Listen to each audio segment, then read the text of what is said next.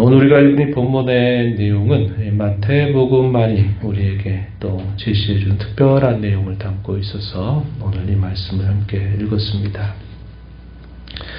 예수님이 안식일 직전에 6월절 어린 양으로 죽임을 당하셨습니다. 그리고 그가 우리 시간으로 3시경에 운명하시게 되면서 십자가에서 내려지게 되었고, 그리고 마침내 그를 처리하는 상황입니다. 대부분은 그 골고다 언덕 뒤에 죽은 사람들 그대로 쌓아두는 방식으로, 이렇게 장례도 아니라 이렇게 그냥 그대로 버려두는 형식으로 많이 이게 이루어지는데, 예수님의 이 죽음은 마치 왕 같은 그런 장례로 치러지게 되는 내용들이 소개가 됩니다. 그 일을 위해서 앞장섰던 인물이 바로 아리마대 사람 요셉이다 하는 사실을 우리에게 밝혀줍니다. 예수님의 죽음의 확실성에 대해서 오늘 본문은 우리에게 여러 가지로 알려주고 있음을 우리가 보게 됩니다.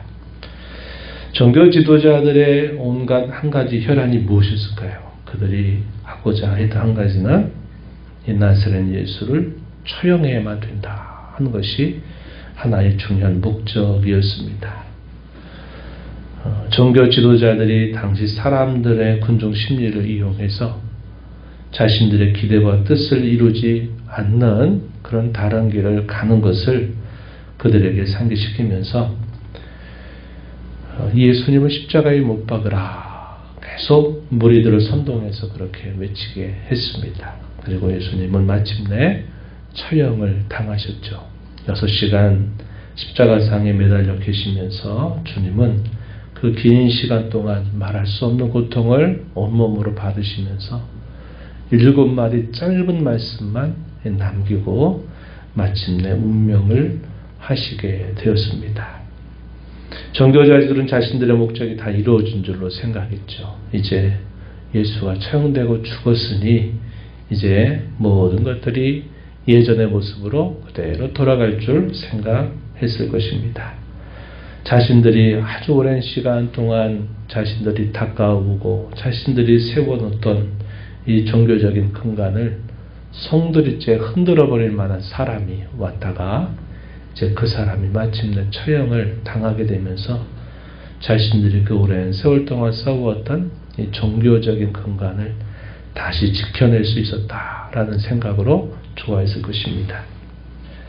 또 그를 향해서 가졌던 온 백성들의 기대가 한층 꺾어버리게 되면서 이제 자신들을 또다시 백성들이 바라보고 자신들의 또 우러러보고 그들의 가르침에 귀를 기울일 것이다 하는 생각도 했었을 것입니다.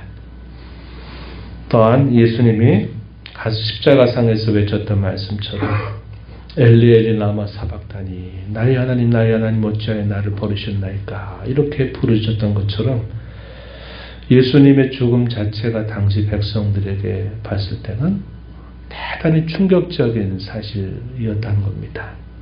어떤 면에서 그랬을까요? 신명기 말씀에 따라서 보게 되면 나무에 달려 죽은 자, 유대인들의 관점에서 봤을 때는 단순히 당시 로마의 이 처형법의 그 처참함, 또 그 수모, 그 고통, 그런 정도만을 말하지 않고 율법에 따라 그의 죽음을 바라봤을 때는 하나님이 그를 저주하신 것이로구나 이렇게 받아들여지기 때문에 그렇습니다. 그래서 종교 지도자들이 모든 것들을 다 이제 자신들이 바란 대로 이루어진 줄 생각했어요. 아니, 하나님이 보내신 메시아라고 하는데 그 메시아가 나무에 달려서 저렇게 죽을 수 있단 말인가? 저렇게 저주를 받아서 죽어버린 저 죽음을 보고 어떻게 그가 우리 메시아라고 할 수 있을까? 이런 생각을 백성들이 할 수 있었을 것이다 하는 겁니다. 그리고 그의 죽음은 분명히 이루어진 사실이라는 것을 우리가 알게 되죠. 로마의 군병들이 그의 죽음을 창을 찔러서 확인하고서는 뼈를 꺾지 않았어요. 그냥 확실하게 그가 죽었기 때문에 그런 것입니다. 그래서 그의 죽음으로 모든 게 다 끝난 줄 생각했을 겁니다. 그리고 모든 것이 예전의 모습으로 돌아갈 줄로 생각했을 거예요. 그러나 성경은 말합니다. 예수님은 이 땅에 그런 말씀하셨죠. 종교 지도자들에 의해서 내가 죽임을 당할 것이지만 사흘 만에 다시 내가 살아날 것이다 하셨고, 성전을 정화하시는 사건 속에서는 그런 말씀하셨어요. 오랜 시간 동안 지어도 완성하지 못했던 그 헤롯 성전을 헐어버려라. 내가 사흘 만에 다시 일으키겠다 하는 말씀을 예수님이 하시기도 하셨습니다. 그래서 예수님은 죽음으로 모든 게 끝나는 것이 아니라 다시 살아난다 하는 말씀을 제자들에게 하신 바 있는 겁니다. 그래서 죽음으로 사실상 모든 게 끝난 게 아니라 죽음을 통해서 또 다른 시작이 준비되고 있다는 사실을 우리는 알게 돼요. 죽음이 승리한 것처럼 보이는 그 시간은 그의 죽음이 확정된 시간을 보일 만큼만 필요했습니다. 그래서 사흘이라고 말하지만 엄밀하게 따져보면 꽉 채운 사흘이 아니라는 걸 알죠. 딱 걸려만 있습니다. 한 날이 걸려 있고 그 다음에 하루 24시간이 지나가고 또 한 날이 살짝 걸려 있어요. 그래서 날로 따지게 되면 사흘이 3일이지만 그러나 시간적으로 봤을 때는 우리가 대략 계산해 봐도 37시간, 8시간 정도 이런 시간을 예수님이 죽음 상태에 계셨다는 것을 우리가 알게 됩니다. 예수님의 죽음이 확실했다. 그가 분명히 죽었다라는 사실을 인정하게 할 만큼의 시간만 필요했다라는 사실을 우리는 알게 됩니다. 성경학자들은 사흘이라고 말하지만 이런 표현들을 빗대어서 사용했어요. 아주 짧은 시간, very short time 이렇게 말합니다. 아주 짧은 시간이면 됐다는 거예요. 그것은 그분의 죽음이 확실하다는 사실을 보이는 것으로 충분한 시간이었다 하는 사실이죠. 그래서 그분의 죽음이 확실하다 하는 사실은 성경이 약속한 것처럼 내가 화목제물을 위한 너희를 위하여 대속의 제물로 내가 주려고 내가 왔다. 마가복음 10장 45절에서 그런 말씀을 하셨죠. 자기 백성들의 죄값을 완전히 갚아주셨다, 치러주셨다 하는 사실을 확실하게 보여주고 있다 하는 것입니다.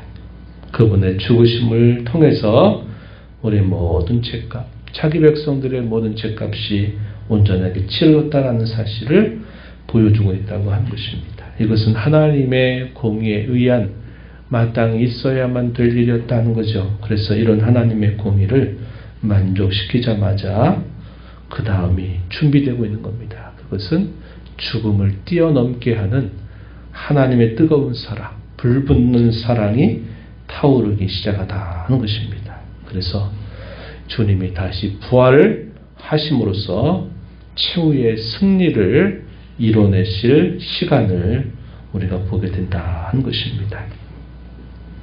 다시 본문으로 좀 돌아가서 보게 되면 이 아르마대 사람은 어떤 인물이었느냐 소개하기를 57절에 보니까 예수의 제자였다 이렇게 표현했고, 다른 복음서에 보면 그는 존경받는 공예원이었다, 사내들은 공예원이었음을 말해줍니다.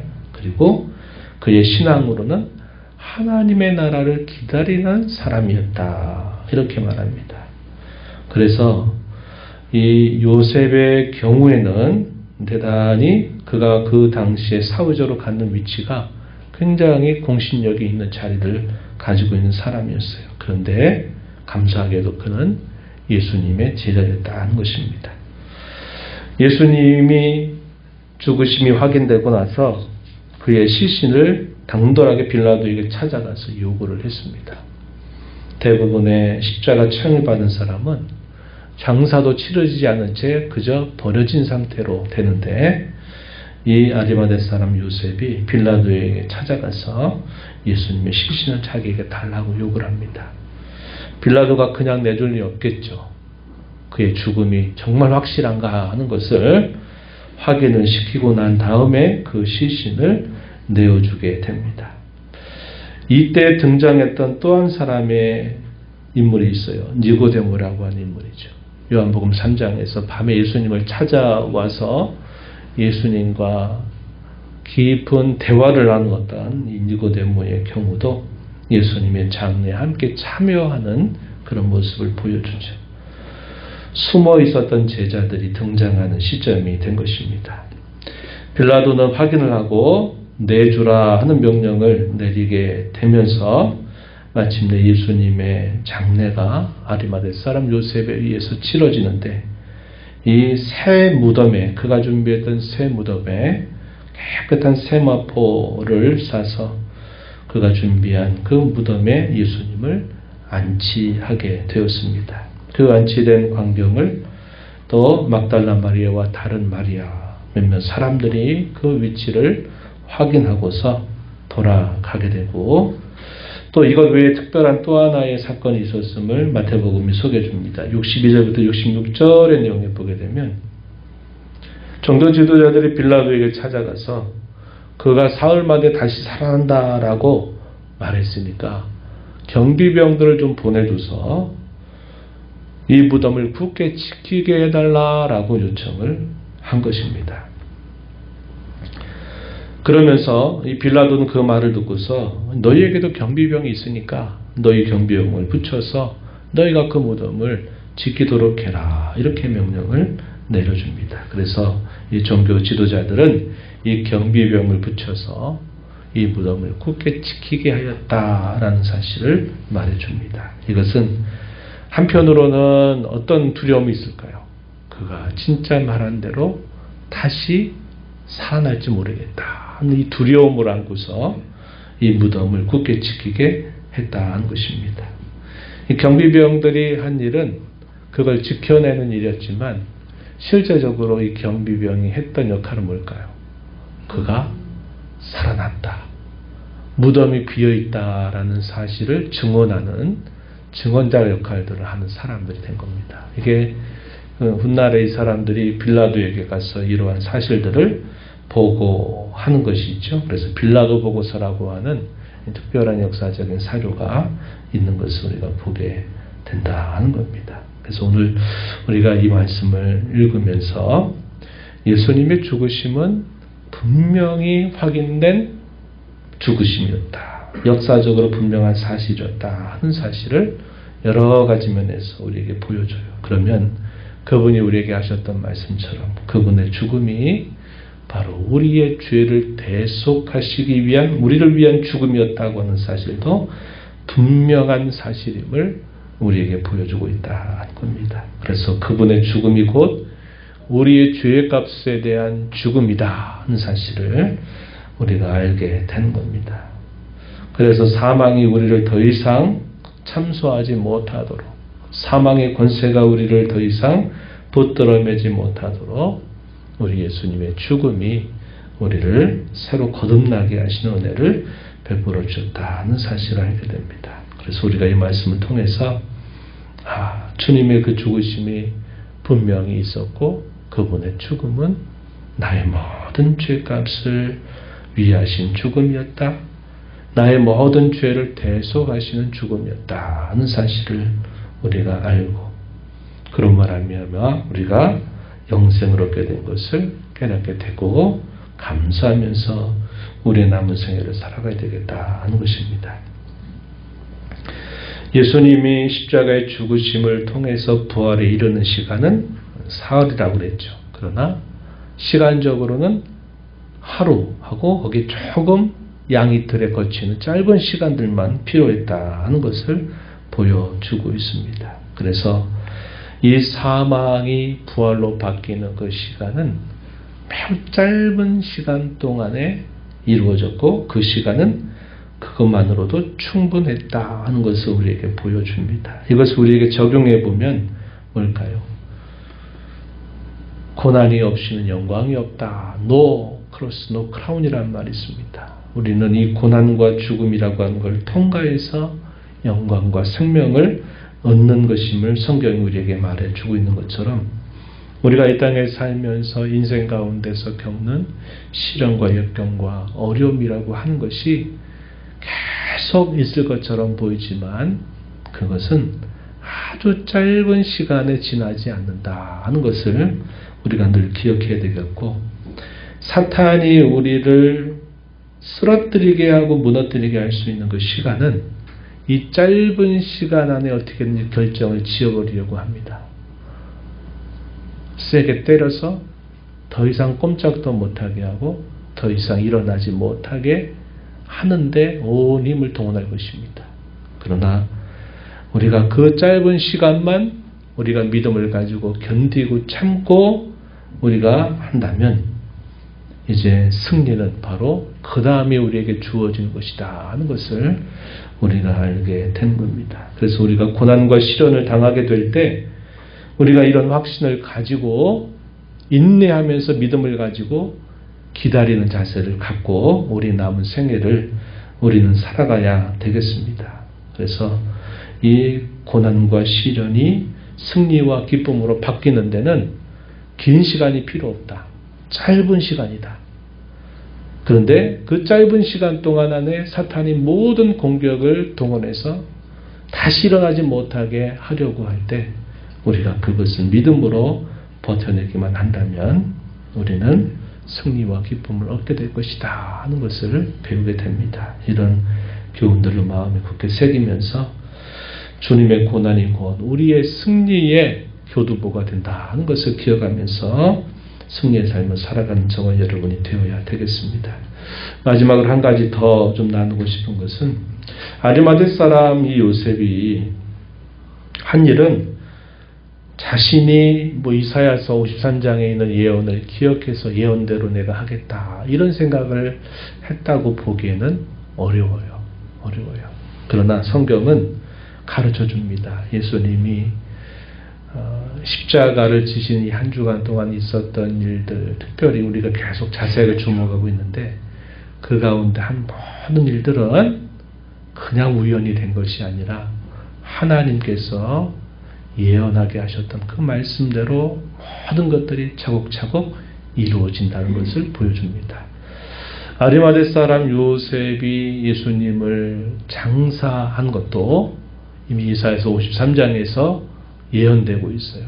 보좌의 무덤에 안치될 것이다 하는 것이 예언된 것처럼 그렇게 이루어진 일입니다.